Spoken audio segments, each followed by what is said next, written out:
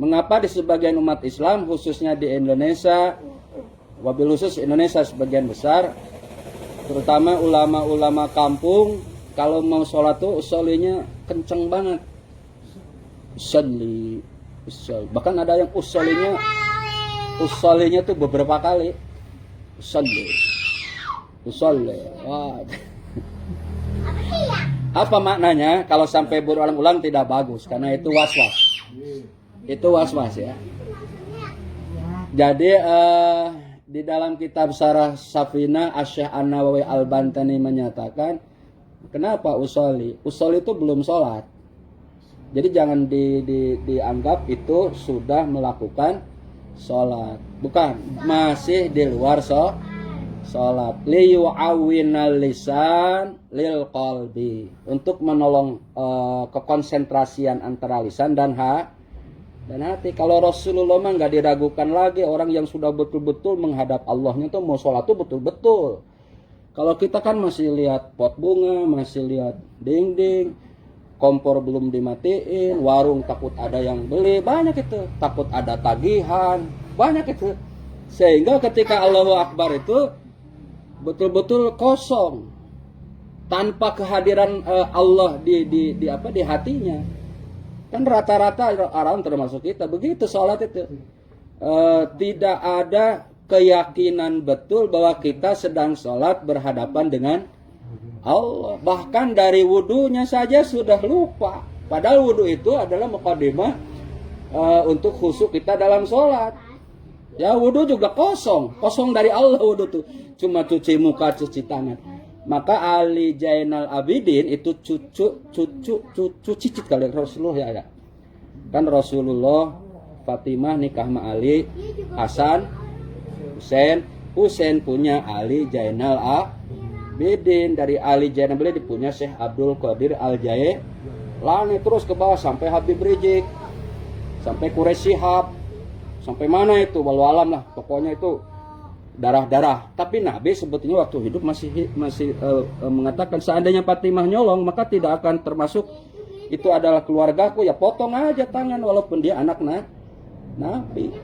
Maka asrarul hikmahnya, kenapa Nabi keturunan laki-laki punah atau enggak ada, supaya tidak terjadi keributan. Itu panjang masalahnya. Nah, oleh karena itu Ali Zainal Abidin itu kalau setiap wudu aja sudah gemeter wajahnya itu. Kenapa wahai Syekh?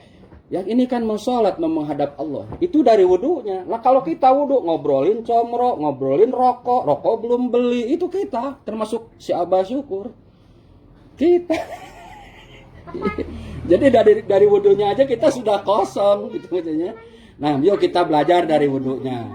Itu. Nah, usolli itu adalah untuk nolong kita orang awam bahwa kita itu benar-benar mau sholat. Itu makna kenapa di sebagian umat Islam usollinya itu disebut dulu. Itu maknanya udah sholat belum itu? Belum. Jadi jangan dikatakan itu melanggar undang-undang, karena itu mah belum Lamun di pencak silat malah tarapti padungdung awal-awal tuh persiapan mau ke gerak ke berapa gitu, seperti itu. Tapi kan itu tidak jadi dalil. Nah, ketika yang dinamakan sholat itu niatnya itu niat saya sholat duhur 4 rakaat menghadap kiblat karena Allah. Niat saya sholat isya 4 rakaat menghadap kiblat karena Allah. Di mana? Di hati. Itu baru Jadi coba belajar puntennya. Yang bagus itu adalah A-nya lapan Allah itu dalam hati niat saya sholat tarawih 4 rakaat karena Allah itu Allah. Nah di hati tuh niat saya sholat duhur 4 rakaat menghadap kiblat karena Allah. Yang belum bisa belajar, nah, itu udah sholat itu namanya. Sehingga Allah nggak inget warung coati akun bain nu dagang mah anu meuli mangke geda aya deui nu diinget teh Allah we di dinya mah atos cek mama gaos di Tasik tuh. Jadi kalau sholatnya begitu saya ini Allah, niat saya sholat duhur atau niat saya sholat isya 4 rakaat itu udah nggak ada yang kecuali Allah. Nah kata para guru atuh husuk tadi niat-niatna cenah gitu. Ai imam keur baca ayat panjang teh kan kita juga kemana-mana hati itu.